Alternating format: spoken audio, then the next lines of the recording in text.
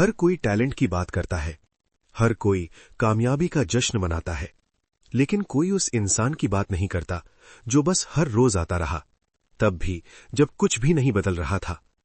ये कहानी रातों रात मिली सफलता की नहीं है, ये कहानी निरंतरता यानी कंसिस्टेंसी की है। अर्जुन कोई खास नहीं था, ना कोई बड़ी जान पहचान, ना कोई अद्भुत टैलेंट, ना ही कोई वायरल होने का मौका उसका इंतजार कर रहा था।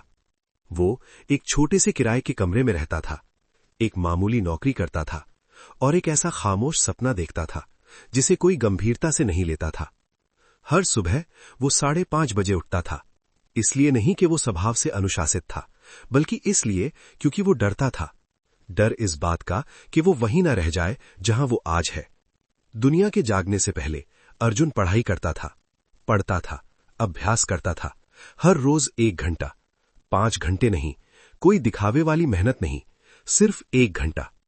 और फिर वो काम पर चला जाता, जहां ना किसी को उसके सपने के बारे में पता था और ना ही किसी ने पूछा। महीने बीत गए, कुछ नहीं बदला, ना प्रमोशन, ना पहचान, ना कोई सबूत कि उसकी मेहनत रंग ला रही है। दोस्त मजाक में हंसते थे, तू अभी भी वही कर रहा है।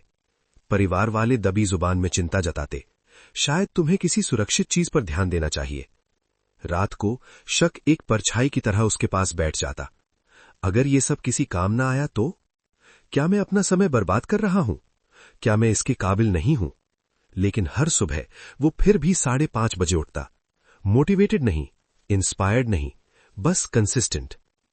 1 साल बाद अर्जुन ने कोशिश की, उसने अप्लाई किया, उसने प्रयास किया, उसने खुद को साबित करने की कोशिश की। वो फेल हो गया।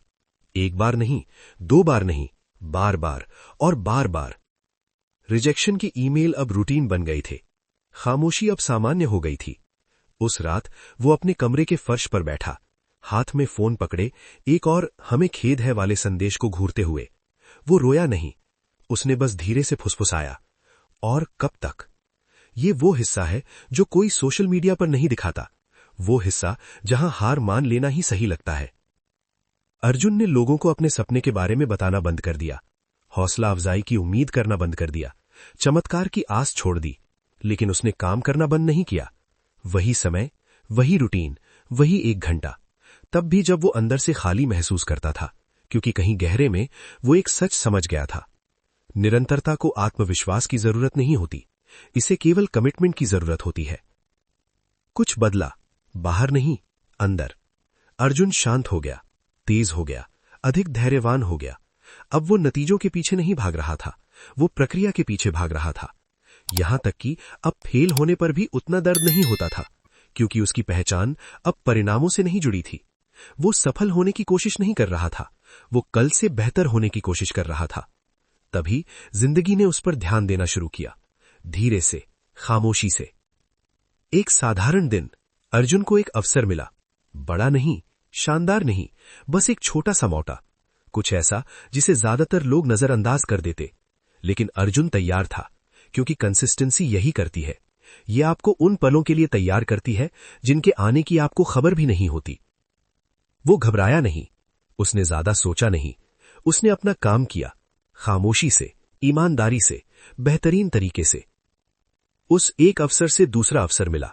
रातों रात सफलता नहीं, ना ही कोई जादुई छलांग, बल्कि प्रगति, असली प्रगति, वो जो धीमी लगती है, जब तक कि आप पीछे मुड़कर नहीं देखते और महसूस नहीं करते कि आप कितनी दूर आ गए हैं। लोग कहने लगे, तुम लकी हो।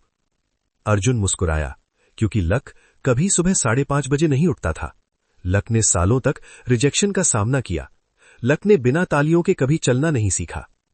आज अर्जुन का जीवन अलग है, परफेक्ट नहीं, आसान नहीं, लेकिन सार्थक। और उसने जो सबक सीखा वो सरल है।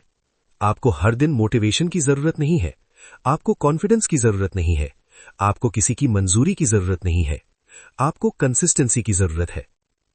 क्योंकि निरंतरता से चरित्र बनता है, चरित्र से कौशल आता है, कौशल अवसर पैदा करता है, और अवसर जिंदगी बदल देता है।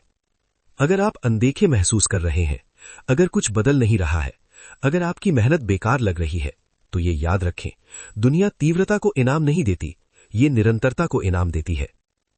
बस लगे रहो, हर रोज आते रहो, तब भी जब कोई देख न रहा हो, क्योंकि एक दिन वो पूछेंगे कि आपने ये कैसे किया, और आपका जवाब सरल होगा, मैंने हार नहीं मानी। अगर ये कहानी आपको छू गई तो इसे किसी एक ऐसे इंसान के साथ शेयर करिए जो चुपचाप मेहनत कर रहा है।